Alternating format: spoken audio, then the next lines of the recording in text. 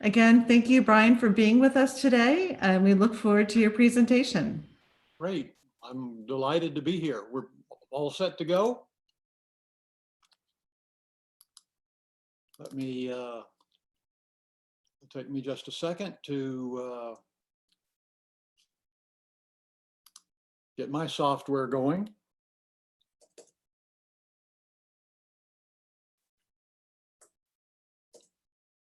Bear with me.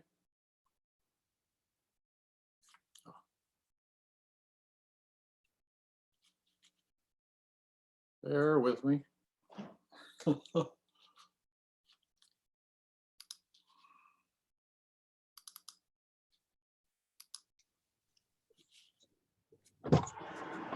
right, our subject today, of course, is exploring creation's beauty. Where And would you like to go? I'm all excited. You have This is May, and May is the month for spring migration for the birds. And I think you'll get a feel as I get into the pictures of how wonderful an experience this can be. I want to start off by saying April was also a great month, of course, for enjoying creation's beauty. I know Sherman put together a video showing all the work that had been done by the Steel Cadets of the church grounds with the flowers and the lawn and so forth. So that was beautiful at Easter time. It's May now, and with the migration season coming, we're going to do something a little different. We're going to go exploring, and we're going to explore creation's beauty. A lot of the beauty we're very familiar with because all we have to do is look out our window or into our backyard, and we see the flowers and green foliage. And we're very comfortable with that. It's very beautiful. But I'm going to show you some things I think this morning that most of you, I dare say, have not seen before. Unlike the chickadee and the redbud tree here, or the cardinal in the redbud tree, those are familiar sights. We're going to step off into something new. And the first subject that I'd like to talk about is the American redstart. This was, of course, one of the pictures that we used to advertise the presentation this morning. The redstart is a little warbler. It's arrived the first part of April, and it'll breed here. We'll spend the summer and we'll return south into the Caribbean or Central America to then spend the winter. And with some of these birds, what I want to do is to kind of give you a little history too. 2 years ago, I gave a presentation, and boy, I must have shown 100 pictures, and I just feel like it was a little overwhelming. I'm going to narrow the scope considerably and talk for a shorter period this morning, and approach it from a different perspective. But a redstart is a name that's been around for a long time. It's a European name. You've probably never heard of a redstart before because it's a European bird. It was originally thought to be a thrush and then a flycatcher. And when reports started being sent from America back to Europe in the 1700s of some of the birds that we have here, they understood everything in terms of the birds that they knew in Europe. This bird resembled the redstarts that they knew, so they called it the American redstart. It actually has nothing to do with the European redstarts. It's a completely different bird, but nonetheless, that's what they named it, and for 200 years now, that tradition has carried forward. Um, I photographed these, they're everywhere. And Marlise and I saw one 20 years ago or so in our backyard and were just spellbound. But they're insect eaters and they're not going to come to your feeders because you're feeding seeds. They don't eat seeds. But we were lucky enough to see one in the backyard. And this particular picture, we'll tell a little story about how this came about. This was at Quantico. And I do a lot of photography at the Marine base there because I love being alone when I photograph. The craziest thing I find is when you see a bank of photographers all lined up shooting the same subject. And inevitably, they're getting pretty much the same pictures. When I go to Quantico, that's a Marine base. It belongs to DOD. It's not part of the Department of the Interior. It's not a wildlife refuge, although it darn sure could be because there is lots of wildlife there. But this was maybe the first time I had a chance to photograph a redstart. And you gardeners and landscapers will, I think, recognize the tree that it's on here. That's a dogwood tree at Quantico. And I made a terrible mistake. I was so excited that I had gotten a picture of a redstart on this really good looking, I love this bark, with all the designs on the bark, that the picture I took was much larger than this. I cropped it down because I wanted to emphasize the bird. This was taken in 2015. By sheer chance, I went back a month ago and was looking at some old pictures, and this is what I found. When I pulled back a little bit, not only did I see the male redstart on the left in the tree, but that is a female redstart up in the upper right part of the picture. I will tell you, I have taken thousands of pictures of warblers in the last 7 years, and never, to my knowledge, had I ever gotten a picture of a male and female warbler of the same species in the same frame. Lo and behold, 7 years ago, I did and didn't know it. So we all make mistakes, and I find I'm constantly remaking the same mistakes, and I will address that in just a moment. This next bird is called the Northern Perula. And we've got another name problem here, because if you're an inquisitive type person, and I told you this was a Northern Perula, I hope you're asking, what in the heck is a Perula? Well, this bird 200 years ago, when John James Audubon knew it, was called a blue yellow-backed warbler. It's the same bird, and when you look at that bird, it's very obvious where the name came from. Somehow our ornithologist decided that name was too easy, I guess, and they changed the name to Perula, which is a Latin-based word for simply small bird. Now that word Perula is very important because all the warblers, and altogether there are about 50 of them,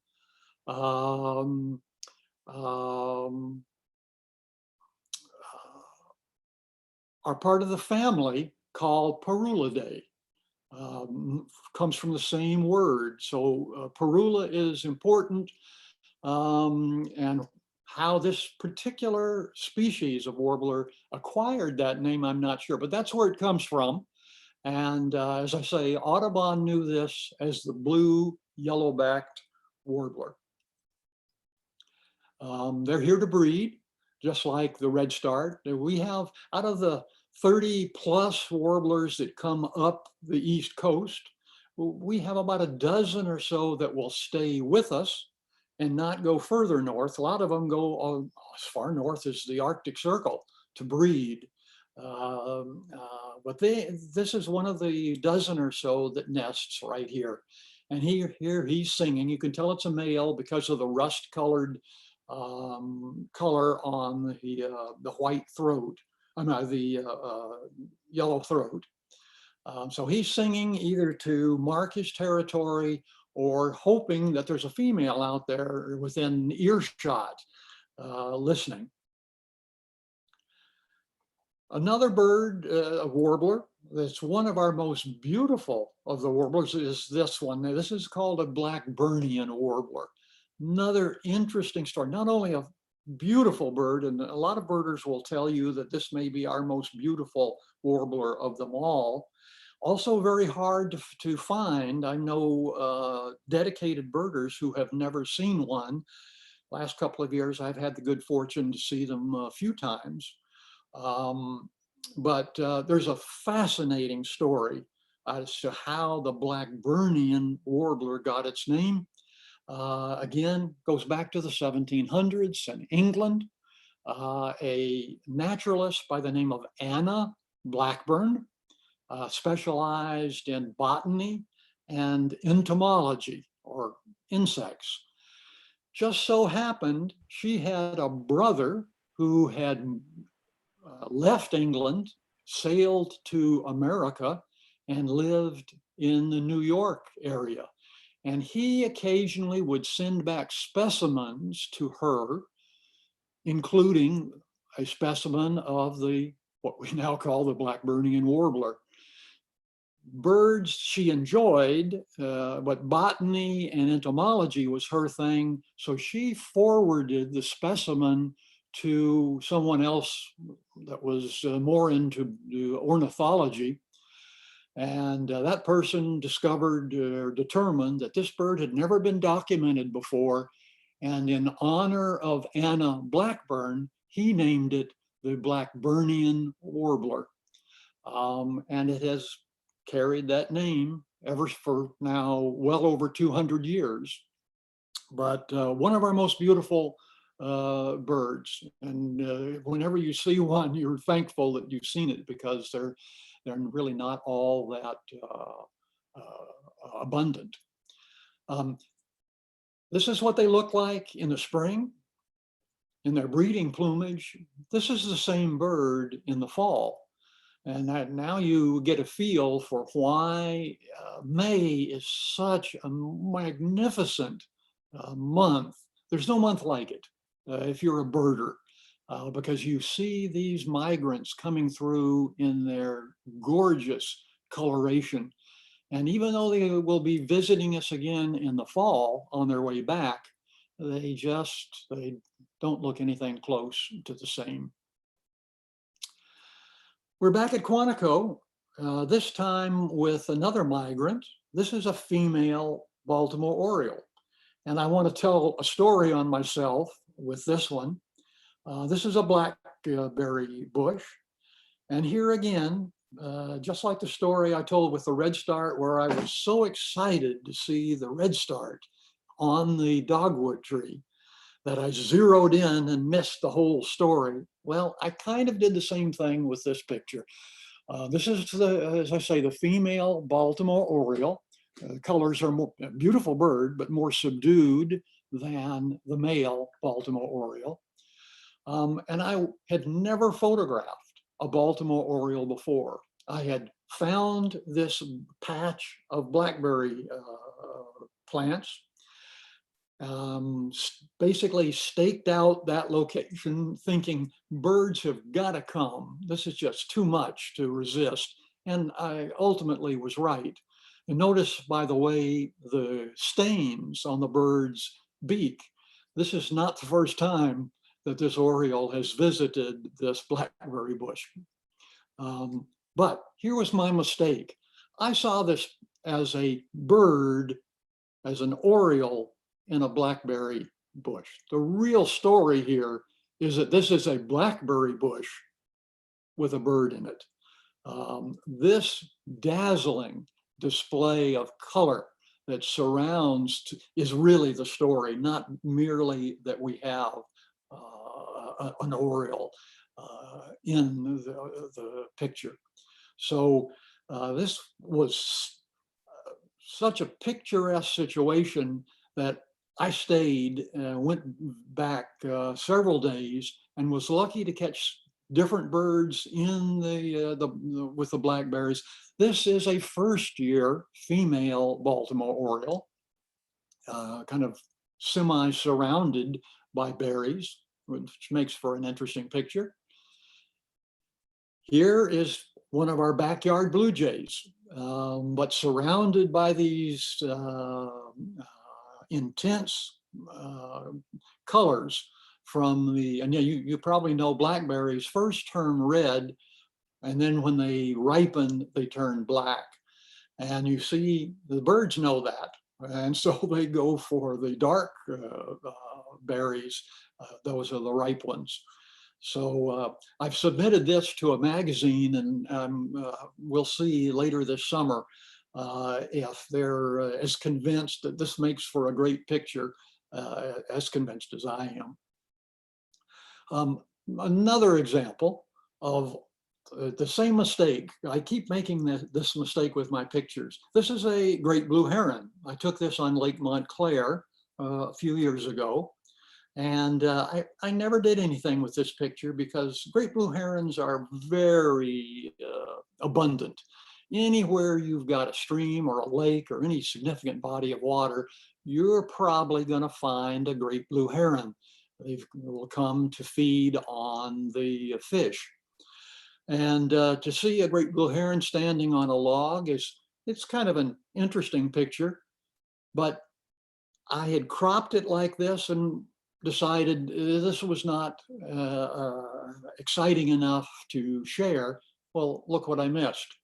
If you back out a little bit, I'd love taking pictures that have more than one species in the picture. And the turtle down there, this to me is the perfect situation for an Aesop's fable.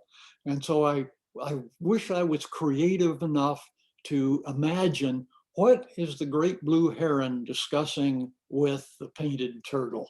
A great beginning for an Aesop's fable. I'm just lacking the message.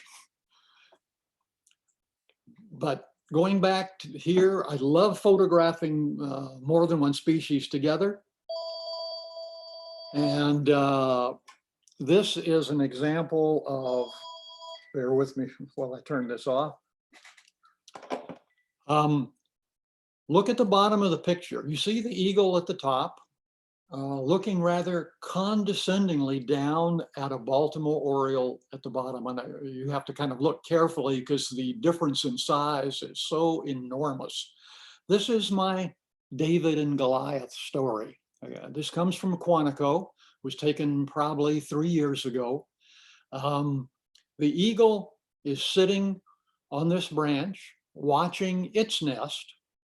It just so happens this was taken about the 1st of June or so, which is the time that the Baltimore Oriole's young are ready to leave its nest.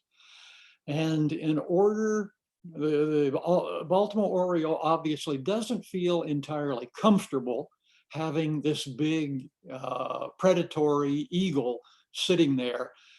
So his mission is to drive the eagle away. And boy, the Oriole does quite a job, and the eagle simply cannot keep up with the rapid movements. The Oriole flies literally circles around the eagle, attacks it from behind under its tail feathers, again and again.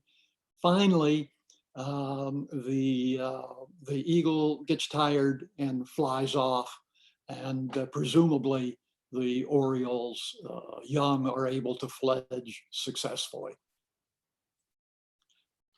Again, two birds in the same, two species in the same picture. This is a red-shouldered hawk taken right here in Montclair.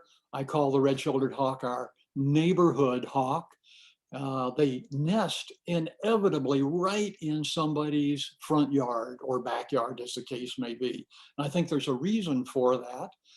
They feel safe doing that from predators. Who are the predators of red-shouldered hawks? Well, owls for sure. But in the background there, of course, you see the blue jays, and blue jays will harass and mob hawks to drive them out of their territory. So it's kind of interesting to get a chance. My problem, of course, with this picture is the blue jay is farther in the background, and it's out of the depth of field of my lens, but still good enough for you to be able to recognize what it is. Two birds, in this case, the same species. These are red-eyed vireos. Vireos, also migratory birds. I took this, I'll tell you where I took this. I took this at Forest Green's golf course, which is right outside or across Route 1 from the entrance to Quantico, a stone's throw from here.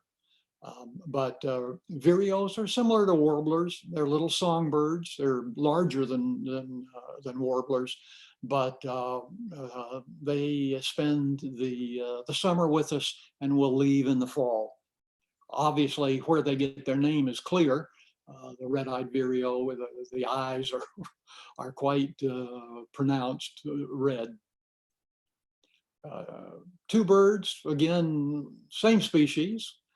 Bluebirds, male and female.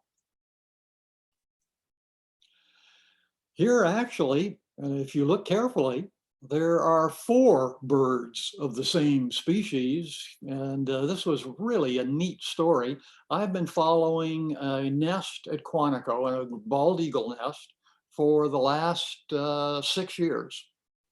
And some years, the nest is not used at all. Usually they lay 2 eggs and have 2 offspring. Never before in my few years of following eagles have I ever seen a nest with 3. But there you see 3 little gray heads. They're cute at this age. These chicks are just a few days old.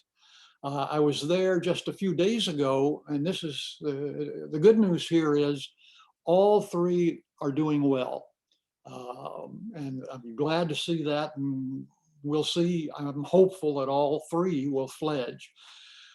The other part of the story is, you see, it's kind of an ugly duckling story. As the eagles grow older, they are less beautiful, I guess is the right word. They're like ugly ducklings. And in fact, it will take them, from the time they fledge, it will take them 5 years before they morph into what we know as the bald eagle today. So it's a long process, and only the mature eagle can mate and produce offspring. So it's a long, long process. But this nest, at least with the 3, going well. I'd like to introduce the story of more than one owl in a nest with this picture. This is a great horned owl. And maybe, I guess, my favorite owl. We see the caricatures of this owl often in the media and in advertising.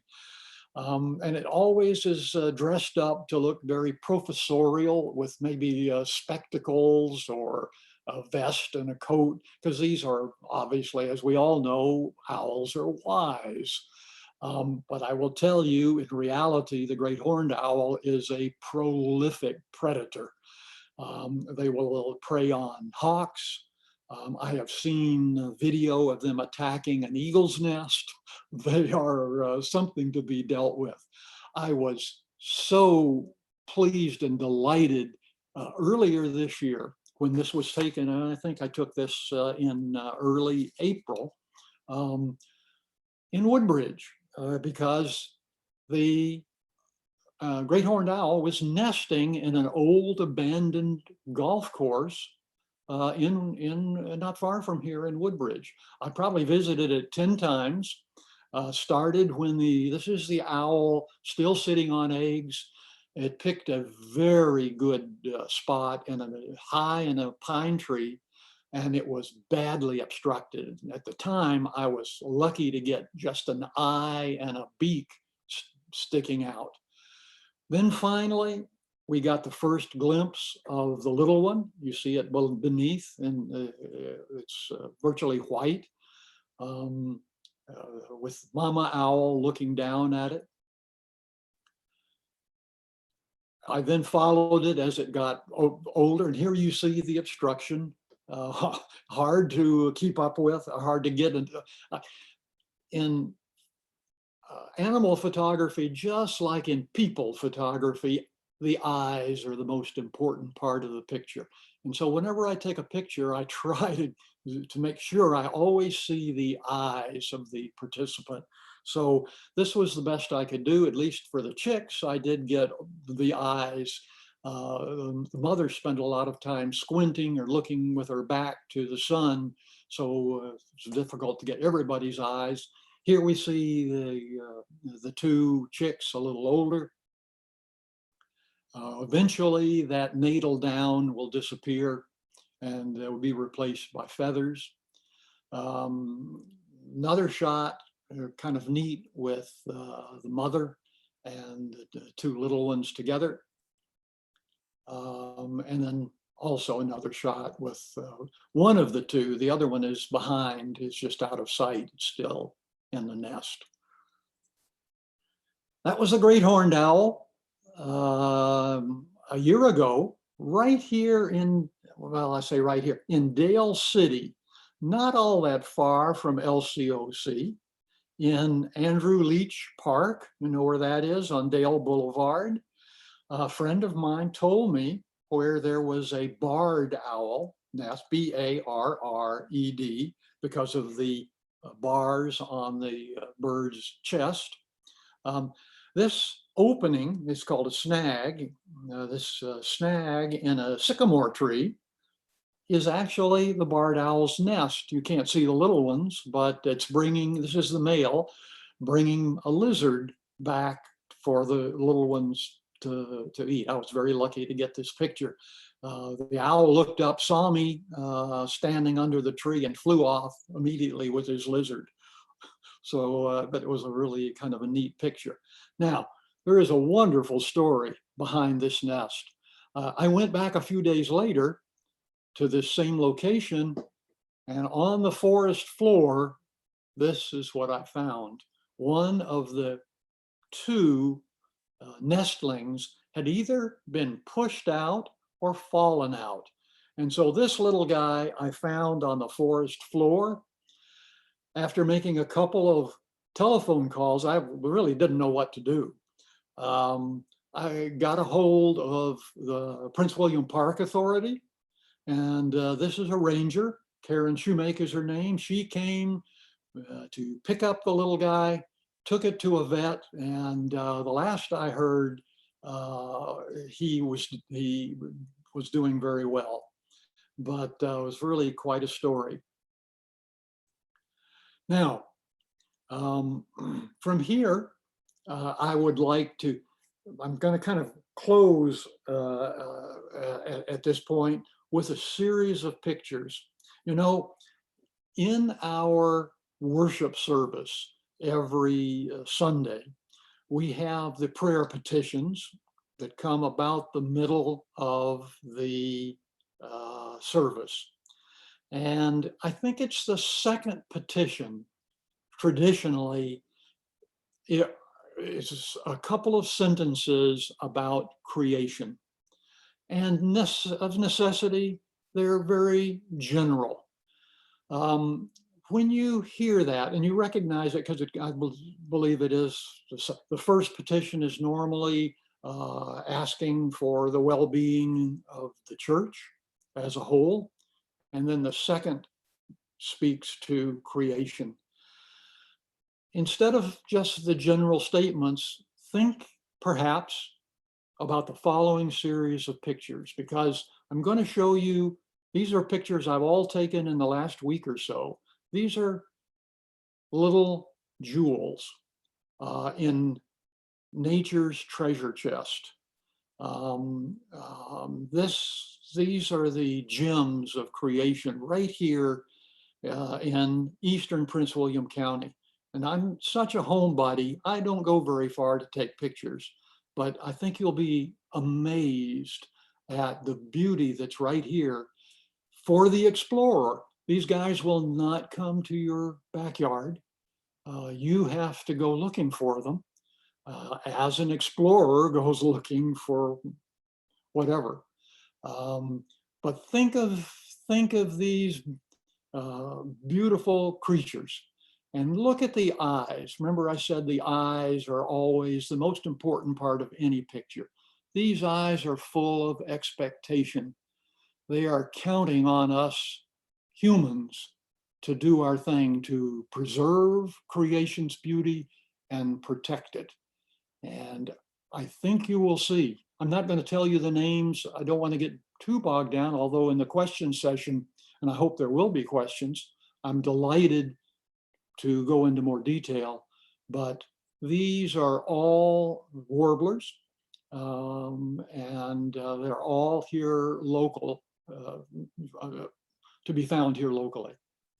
And I've seen them, these are all pictures from the past week.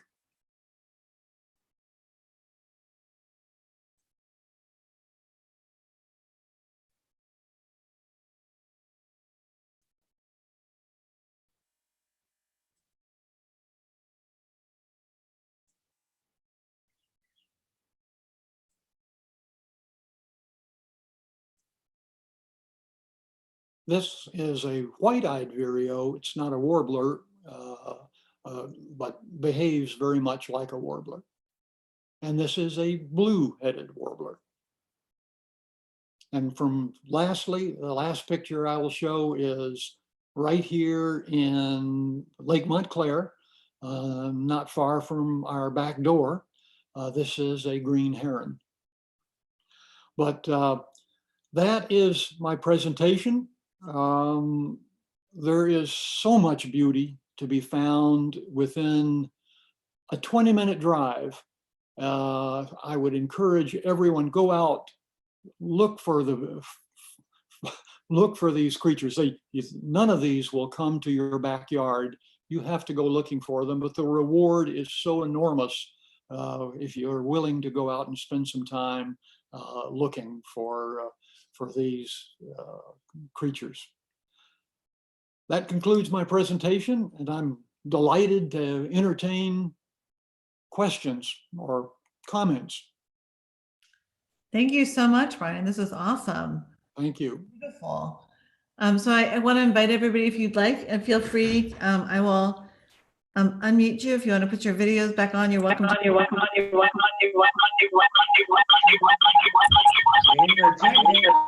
Maybe not that one. And feel free to ask questions and to